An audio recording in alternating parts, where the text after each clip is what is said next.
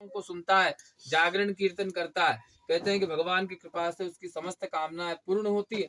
स्कंद पुराणे रेवा खंडे सत्यनारायण कथायां प्रथमोध्याय। बोलो सत्यदेव भगवान की जय। अथ द्वितीयोध्याय प्रारंभः। सूत उवाच अथान्यं सप्रक्षामि कृतमेन पुरादय कश्चित् काशीपुरे रम्ये आसीत् विप्रो अति निर्धनः। सूत जी महाराज ने कहा कि देखो भगवान सत्यनारायण का व्रत पृथ्वी पे सबसे पहले किसने किया? तो कहते कि काशीपुरी नाम की नगरी में एक सतानंद नाम के ब्राह्मण थे। ब्राह्मण बड़े दरिद्र थे, निर्धन थे और भिक्षा अर्जन करके अपना जीवन यापन करते थे। तो कहा कि एक दिन बड़े दुखी होकर ब्राह्मण भिक्षा मांग रहे थे कहीं, सतानंद ब्राह्मण।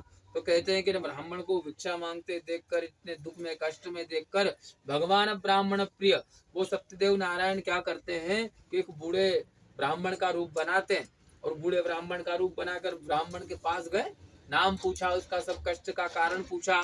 तो भगवान ने उसको कहा कि आप सतानंद ब्राह्मण सत्यनारायण का व्रत कर लो। भगवान खुद ही अपना व्रत बताते हैं ब्राह्मण बनकर, परंतु सत्यनारायण भगवान के व्रत को कोई वो ध्यान नहीं देता है ब्राह्मण।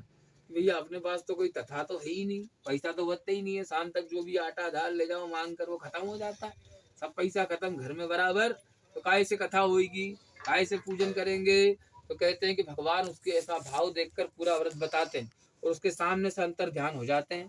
तो सूत जी कहते हैं कि ब्राह्मण को तो भरोसा हो जाता है व्रत पे, ये देवता अंतर ध्यान हुआ मतलब देवता था, स्वर्ग से आया, इसकी बात माननी पड़ेगी। तो संकल्प कर लेते हैं कल दूसरे दिन व्रत कर लूंगा।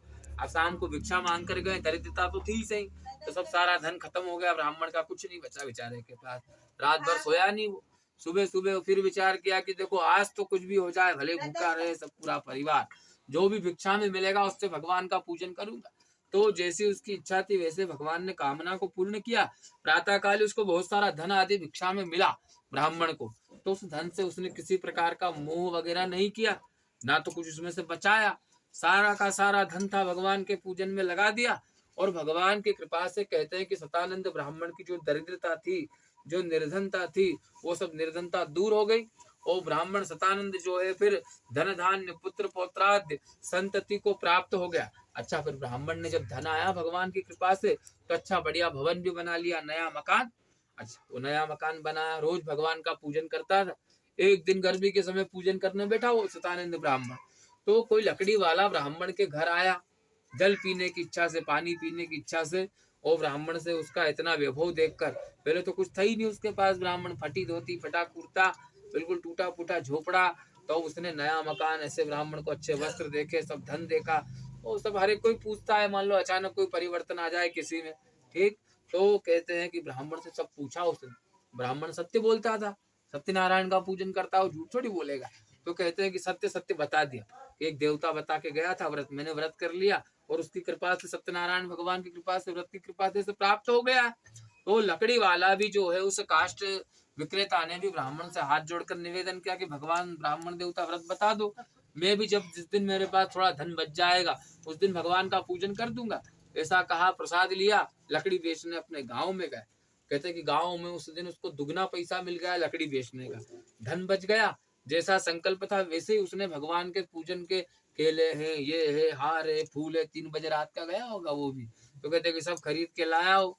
और उस काष्ट विक्रेता ने जो है भगवान का उस ब्राह्मण को बुलाकर अपने भाई बंधु जो भी थे सबके साथ बैठकर, जैसे तुम बैठो नहीं भैया, ऐसे बैठकर भगवान का उत्तम विधि से पूजन किया, जिससे भगवान ने जैसे उस ब्राह्मण पर कृपा की थी वैसे ही उस कहते हैं कि काष्ट विक्रेता लकड़ी वाले पर भी सत्यनारायण भगवान की कृपा होती है। वो लकड़ी वाला सब धन धान्य पुत्र पौत्रादि से सबसे संयुक्त हो जाता है, तो भगवान की कृपा होती है। पहले हमारे गांव में वो मूली बेचने वाले आते थे विचार, लोधी समाज के लोग, ठीक है ना, धीरे धीरे वो कथा जरूर करते थे भगवान की, कुछ भी हो भले, पहले उनके घर नहीं जाते थे, मंदिर में करवाते थे। आज देखो उनके सबके पास बड़ी बड़ी वो लकड़ियां बेचते हैं, ठीक है ना, ऐसे कृपा हो जाती है। ऐसा थोड़ी है कि हम भले छोटा काम करें, एक दिन बड़ा भी हो जाता है भगवान के दया। आज बड़ी बड़ी आराम मशीन है उनकी, ठीक है ना, ठेका लेते हैं झाड़ का, ये सब ऐसे सब हो जाता है। तो कहते हैं कि शौनकादि ऋषियों, ऐसे वो काष्ट विक्रेता जो है भगवान की कृपा से जो है फिर धन धान्य पुत्र पौत्र आदि से संयुक्त हुआ।